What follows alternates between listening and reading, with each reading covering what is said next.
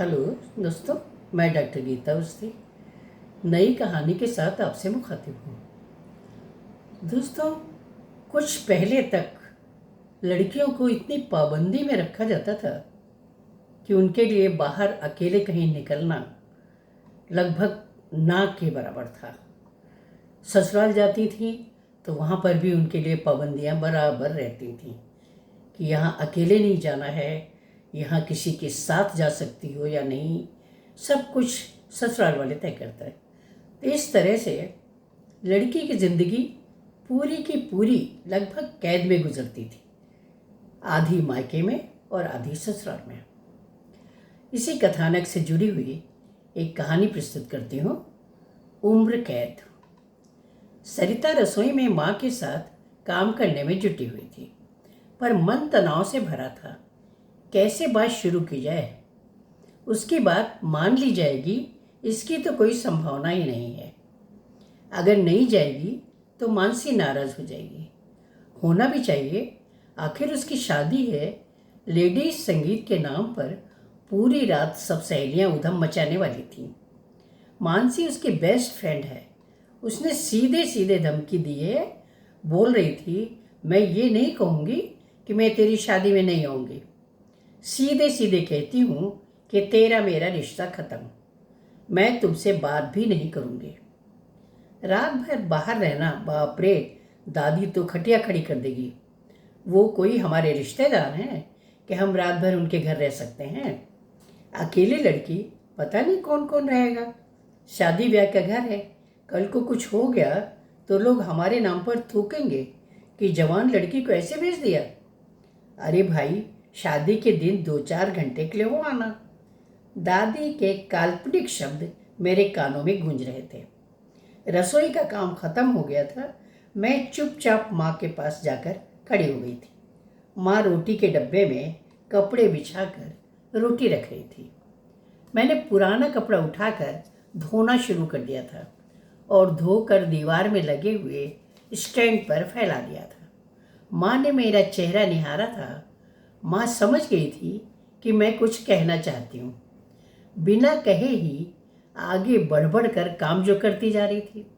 माँ ने कहा था, जा रविता को भेज दे, खाना खा ले, फिर उसकी पढ़ाई करे, कल उसका पेपर है। मैं वहीं खड़ी रही थी तो माँ ने अचरज से मेरा चेहरा निहारा था। मैंने धीरे से कहा था, माँ कल मानसी की शादी है। हाँ, मैंने देखा है कार्ड। अब 1 हफ्ते तक रविता का कोई पेपर नहीं है। कल तुम दोनों बहनें चली जाना, फिर टाइम बता देना तो तुम्हारे पापा तुम्हें वापस ले आएंगे। माँ, मैं ये कह रही थी कि आज संगीत का कार्यक्रम है, सभी आएंगे। मानसी ने बहुत जोर देकर कहा है, नहीं जाऊंगी तो नाराज़ हो जाएगी। माँ ने 2 मिनट चुप रहकर कहा था, सोचती हूँ कुछ तुम्हारी दादी किसी तरह नहीं मानेगी। जल्दी सोती भी तो नहीं है। मैंने कमरे में आकर रविता को खाना खाने भेज दिया था और पलंग पर लेट गई थी। मन सोच रहा था, क्या ज़िंदगी है। ग्रेजुएशन कर लिया है पर अपनी मर्जी से कहीं आना जाना नहीं कर सकती। कॉलेज जाना ज़रूरी है, नहीं तो वहाँ भी ना जाने देते। मैं पलंग से उठकर खिड़की के पास खड़ी हो गई थी। सामने वाले घर में कुछ पढ़ने वाले लड़के रहते थे। मैं उनके बारे में कुछ नहीं जानती थी, पर माँ ने बताया था कि कुछ लड़के सामने वाले घर में रहते हैं। शाम को माँ कमरे में आई थी और धीरे से बोली थी, मैंने तेरी दादी से अनुमति ले ली है, मगर इस शर्त पर कि साथ में मैं भी जाऊंगी और वापसी में तेरे पापा हमें लेकर आएंगे। मैं खुश हो गई थी, कम से कम जा तो पाऊंगी, मस्ती थोड़ी कम सही। पापा ऑफिस से थके मांदे आएंगे, फिर हमें लेने आएंगे। मैं इतनी बड़ी तो हूँ कि ऑटो रिक्शा करके घर आ सकती हूँ, फिर माँ भी साथ है। पापा को परेशान करने की ज़रूरत नहीं थी। अब कल फिर यही प्रक्रिया दोहराई जाएगी। मैं तैयार होकर कमरे से निकली थी तो माँ ने प्रशंसा भरी नज़रों से देखा था। दादी बाहर बरामदे में बैठी थी। मुझे देखकर बोली थी, आजकल की लड़कियाँ माथे पे बिंदिया से लेकर सारे श्रृंगार शादी के पहले ही कर लेती हैं। बात के लिए तो कुछ बचता ही नहीं। एक हम लोग थे, मजाल थी कि बड़ों के सामने सच संवर कर निकल जाएं। माँ धीरे से मुस्कुरा उठी थी और मैं चुपचाप माँ के साथ सड़क पर आ गई थी ताकि वहाँ से ऑटो रिक्शा ले सकूं। हम मानसी के घर के बाहर पहुँच गए थे। वहाँ सजावट का काम चल रहा था। गेट के अंदर घुसी थी तो मानसी की बहन रेवा खड़ी थी। मुझे देखते ही बोली थी, दीदी आप ही का इंतज़ार कर रही हैं। ओह, आंटी जी भी आई हैं, वाह बहुत मज़ा आएगा। रेवा हमें मानसी के कमरे में ले गई थी। मानसी देखते ही बोली थी, नमस्ते आंटी जी। फिर मुस्कुराते हुए बोली थी, सच कहती हूँ, अगर आज तुम ना आती तो इस जन्म में हमारा रिश्ता कभी भी ना रहता। मैंने हंसकर कहा था, मैं डर गई थी ना तुमसे, इसीलिए माँ की मिन्नतें की थी।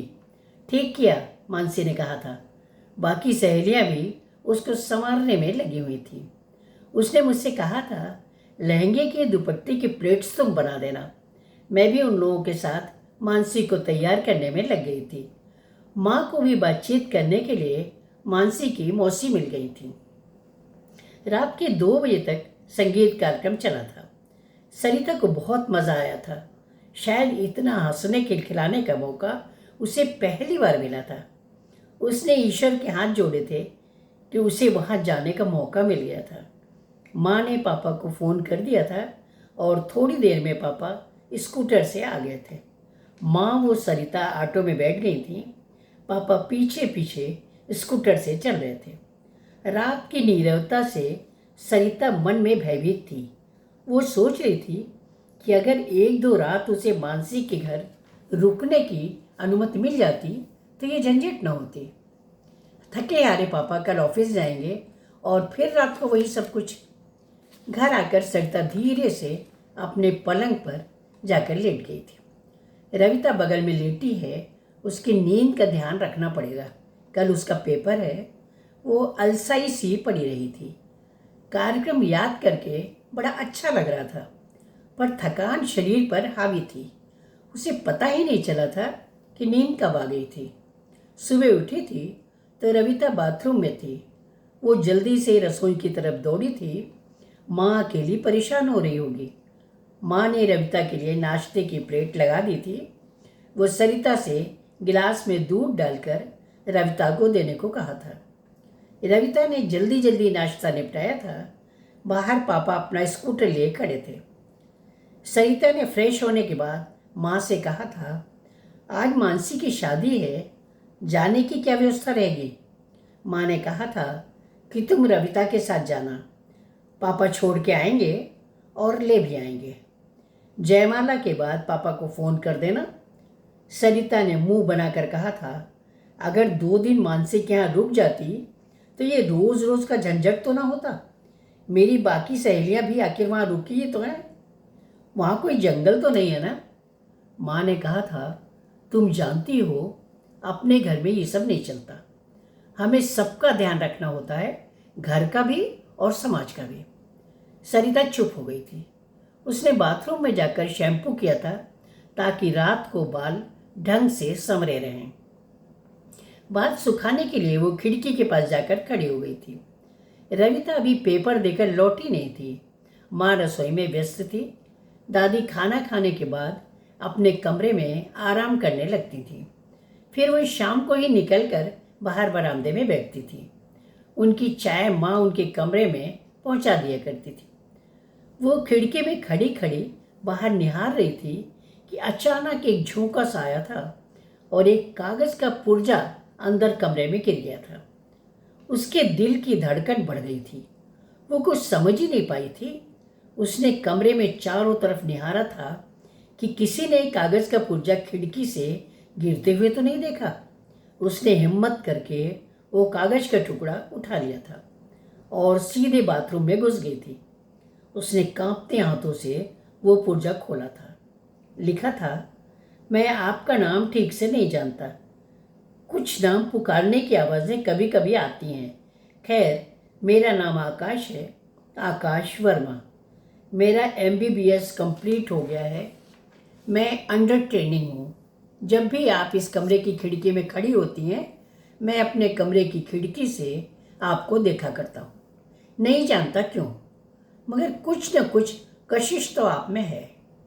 अगर आप दोस्ती करना चाहें तो अपने बारे में भी कुछ लिख कर भेज दीजिए। आप जब भी खिड़की में खड़ी होंगी और कागज़ गिराएंगी, मैं उठा लूँगा। आप बेफिक्र रहें। आकाश।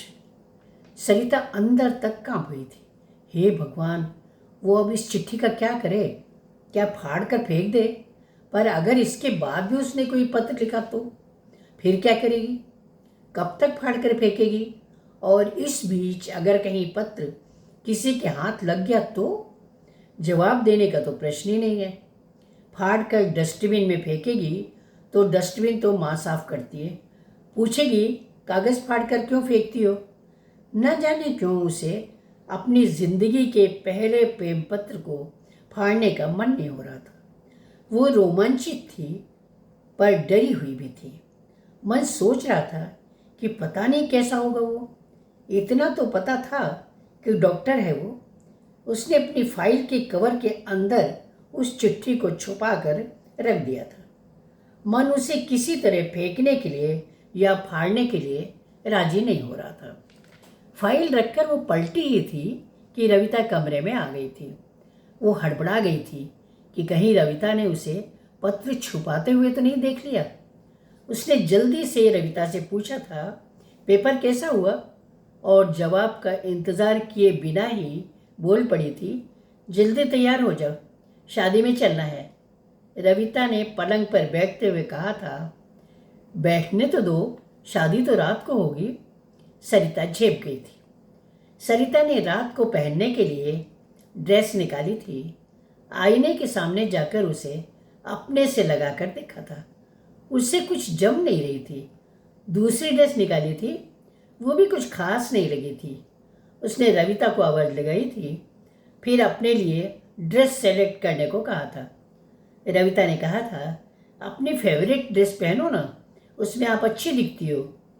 अच्छी सिर्फ अच्छी, मुझे खूबसूरत दिखना है, रविता ने खींच कर कहा था। फिर खुद ही सिलेक्ट कर लो अपनी ड्रेस, कहकर रविता खुद तैयार होने लगी थी। सरिता को उस दिन तैयार होने में बहुत समय लग गया था। माँ व रविता दोनों ने नोटिस किया था, पर कारण सबको एक ही समझ में आया था, और वो था बेस्ट फ्रेंड की शादी।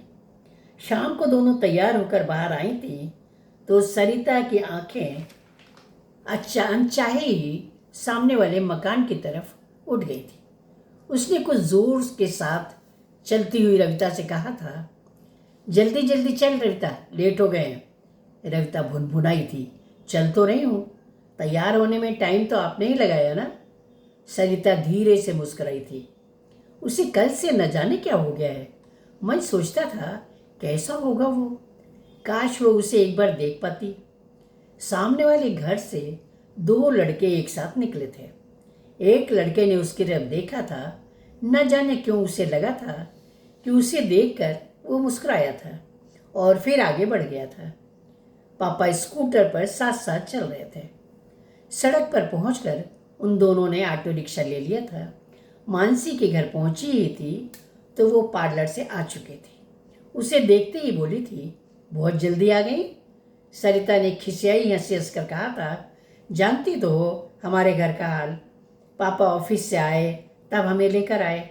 मानसी ने कहा था, चल छोड़, आ तो गई, अब बता मैं कैसी लग रही हूँ?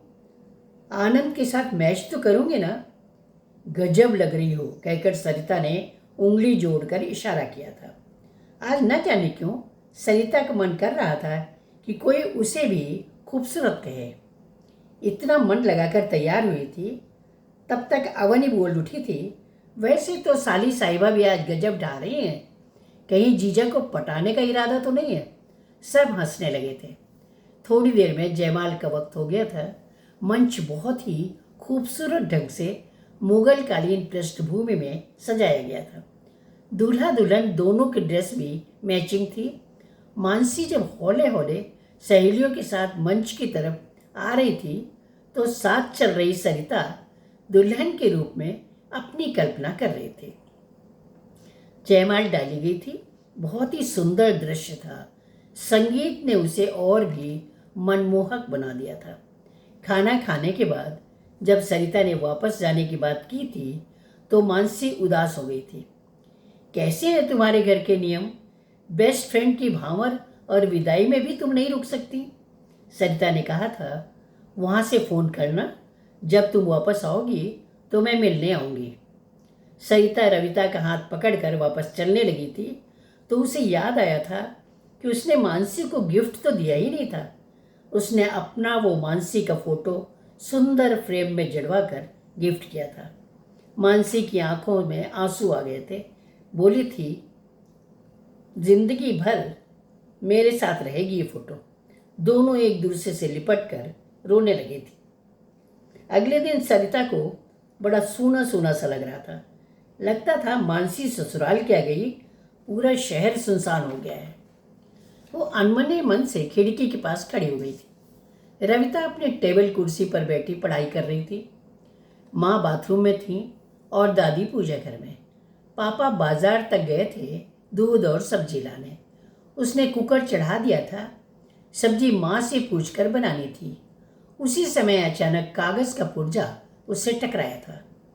वो हड़बड़ाकर पीछे हटी थी, पर रविता की उपस्थिति महसूस करके संभल गई थी। कागज की पर्ची लेकर वो बाथरूम में चली गई थी। लिखा था, कल बहुत खूबसूरत लग रही थी, एकदम परी जैसी। अब मुझे पहचानने की कोशिश करो। जो तुम्हें देखकर मुस्कुराया था, दूसरा मेरा दोस्त रमन था। तुम्हारा मोबाइल नंबर नहीं मिल पा रहा। ये कागज के कबूतर देखो कब तक उड़ा पाता हूँ। बस एक बात कहता हूँ कि मैं तुम्हें अपनी जीवन संगिनी बनाना चाहता हूँ। मैंने ग्रामीण क्षेत्र को वरीयता देते हुए बांड भरा है। मुझे नौकरी जल्दी ही मिल जाएगी। तुम जो भी निर्णय लोगी मुझे स्वीकार्य है। मेरे घर वालों को मेरे निर्णय पर कोई आपत्ति नहीं होगी। आकाश। सरिता को याद आया था कि उस दिन वाला पत्र फाइल कवर में दबा है। रविता नहाने गई थी तो उसने ये पत्र भी फाइल कवर में दबा दिया था। शाम को बुआ का फ़ोन दादी के पास आया था कि वे आ रही हैं अपने किसी रिश्तेदार को लेकर। दादी ने पूरे घर में हड़कंप मचा दिया था। ये यहाँ रखो, वो वहाँ रखो, उनके लिए फला कमरा ठीक करो, नाश्ते में वो लंच में क्या बनेगा, डिनर रात के हिसाब से होना चाहिए। माँ पापा वो दादी के बीच कुछ खुसफुस चल रही थी। मुझे हिदायत दी गई थी कि बुआ के साथ गेस्ट भी आ रहे हैं तो शक्ल ठीक करके रखना। मेरे इम्तहान लास्ट सेमेस्टर आने वाले थे। मुझे इस समय का डिस्टर्बेंस अच्छा नहीं लग रहा था। एक सप्ताह बाद वे लोग आ गए थे। बुआ के साथ बुआ की नंद के देवर आए थे। उन्हें शहर घूमना था, इसलिए पापा ने 3 दिन के लिए एक टैक्सी बुक करा ली थी। पता चला था कि वे महाशय, जिनका नाम सागर था, बहुत बड़े आदमी थे। पिताजी बुजुर्ग हो गए थे, इसलिए पूरा बिजनेस दोनों भाइयों के बीच था। धीरे धीरे पता चल गया था कि ये पूरा षड्यंत्र मेरी शादी के लिए रचा गया था। घूमने जाते समय हर विजिट में मेरा साथ रहना जरूरी था। मुझे बताया गया था कि उस घर में शिष्टाचार, आचरण व शालीनता को बहुत महत्व दिया जाता है। सबसे बड़ी शर्त यह थी कि उस घर की बहुएं नौकरी नहीं करती। पैसे की कोई कमी नहीं होगी, चाहे जितना गहना बनवाओ या कपड़े खरीदो। कभी बाजार जाना भी हो तो उसके लिए भी राजघरानों जैसे कायदे कानून हैं। इज्जत को बहुत तरजीह देते हैं। अगले दिन दादी ने मुझे अपने कमरे में बुलाया था। वो बताया था कि सागर ने मुझे पसंद कर लिया है। बड़ी सौभाग्यशाली हूँ मैं कि बिना दहेज के बीटेक लड़का, राजाओं जैसा घराना, इतने शालीन लोग मिल रहे हैं। सिर्फ स्वागत उनके अनुरूप होना चाहिए। वो तो इसके लिए भी तैयार हैं कि अगर पैसों की कमी महसूस हो तो स्वागत व्यवस्था भी उनकी तरफ से अरेंज कर दी जाएगी। वो तो रिश्तेदारी का मामला है, वरना ऐसा घर वर पाना हमारी हैसियत में कहाँ था। मैं चुपचाप सब सुनती रही थी, फिर अपने कमरे में चली आई थी। शाम को वे लोग चले गए थे। दादी ने एक चांदी का सिक्का और नारियल सागर के हाथ में रख दिया था। बुआ ने बताया था कि वे लोग मेरी परीक्षा के बाद शगुन करने आएंगे। इस बीच माँ ने मीरा को बर्तन मांजने के लिए लगा लिया था, क्योंकि काम बहुत बढ़ गया था और मैं भी अपना पूरा सहयोग नहीं दे पाई थी।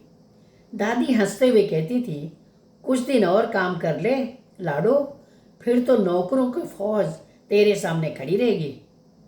मेरा मन पता नहीं क्यों एक शून्य में डूबता चला जा रहा था। मैं खुद से पूछती थी कि क्या मैं सोने के पिंजरे में बंद होने जा रही हूँ? आकाश हमेशा के लिए मेरे लिए बंद हो जाएगा। मैं सांस भी खुली हवा में नहीं ले पाऊंगी। कितनी अकेली हो जाऊंगी मैं। कुछ पंक्तियां जहन में गूंज रही थी। खामोश फजा थी, कहीं साया भी नहीं था। इस शहर में हमसा कोई तन्हा भी नहीं था। किस जुर्म में छीनी गई मुझसे मेरी हंसी? मैंने किसी का दिल तो दुखाया भी नहीं था। क्या मैं विद्रोह कर पाऊंगी?